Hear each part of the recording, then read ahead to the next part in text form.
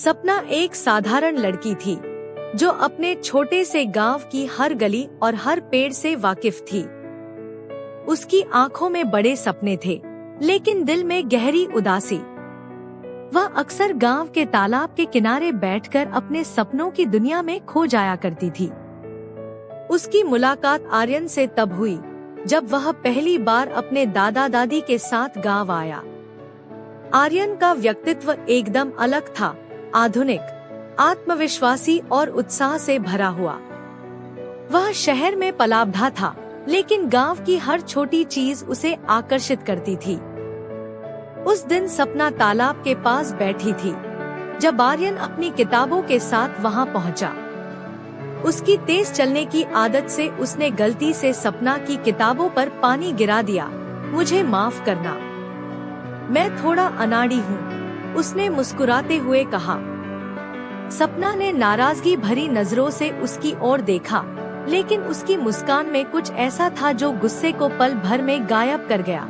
यह मेरी पसंदीदा किताब थी, सपना ने हल्के से कहा। आर्यन ने तुरंत माफी मांगी और कहा, मैं तुम्हें नई किताब लाकर दूंगा। वैसे मेरा नाम आर्यन है और मैं सपना, उसने धीरे से कहा। उस दिन के बाद से उनकी मुलाकातें बढ़ने लगी। आर्यन की मासूम बातें और शहर के किस्से सपना के दिल को छूने लगे। आर्यन और सपना की दोस्ती गहरी होती गई।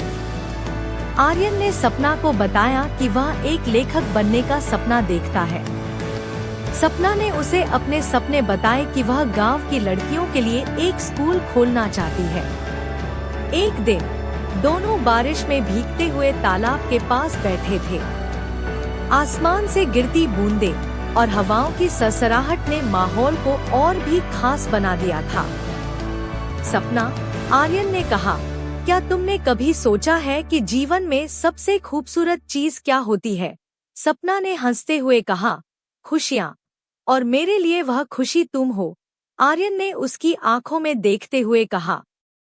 सपना के दिल की धड़कन तेज हो गई। उसने कोई जवाब नहीं दिया, लेकिन उसकी आंखों ने उसकी भावनाएं जाहिर कर दी। आर्यन ने सपना को मेले के दिन बुलाया। पूरे गांव में रोशनी और रौनक थी। आर्यन ने सपना के लिए एक सुंदर पायल खरीदी। यह तुम्हारे लिए है, उसने कहा। सपना ने हैरानी से उसकी ओर देखा। लेकिन क्यों? आर्यन ने कहा, क्योंकि तुम मेरी जिंदगी की सबसे खूबसूरत धुन हो। उस रात तालाब के पास आर्यन ने सपना से अपने दिल की बात कही। सपना, मैं तुमसे प्यार करता हूँ। जब से मैंने तुम्हें देखा है, मेरी हर कविता, हर ख्याल तुम्हारे इर्द गिर्द घूमता है। क्या तुम मेरे इस प्यार को अपनाओगी? सपना के आंखों में आंसू थे, लेकिन वह मुस्कुरा रही थी। हाँ आर्यन, मैं भी तुमसे प्यार करती हूँ, लेकिन हर कहानी में एक मोड़ आता है। आर्यन को वापस शहर जाना पड़ा। विदाई का वह दिन सपना के लिए बेहद मुश्किल था। क्या तुम मुझे भूल जाओगे? सपना ने भरे गले से पूछा।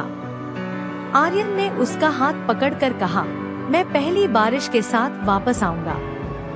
तब तक तुम हमारी यादों को संभाल कर रखना। सपना ने हर दिन आर्यन के खत का इंतजार किया। वह तालाब के पास बैठकर आसमान की ओर देखती और अपने आर्यन को याद करती। बारिश का मौसम पास आ रहा था और उसके दिल में एक अजीब सी बेचैनी थी। जब पहली बारिश हुई, सपना तालाब के पास गई।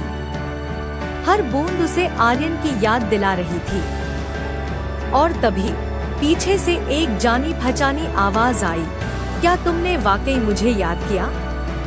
सपना ने मुड़कर देखा। आर्यन वहां खड़ा था, भीगा हुआ और मुस्कुराता हुआ। सपना दौड़कर उसके पास गई। तुम आ गए। मुझे पता था तुम अपना वादा निभाओगे। आर्यन ने उसके आंसू पोंछते हुए कहा, मैं तुम्हें कभी छोड़कर नहीं जाऊंगा। अब मैं हमेशा तुम्हारे साथ रहूंगा। उस दिन बारिश की हर बूंद उनकी प्रेम कहानी की गवाह बनी। दोनों ने एक दूसरे से साथ निभाने का वादा किया।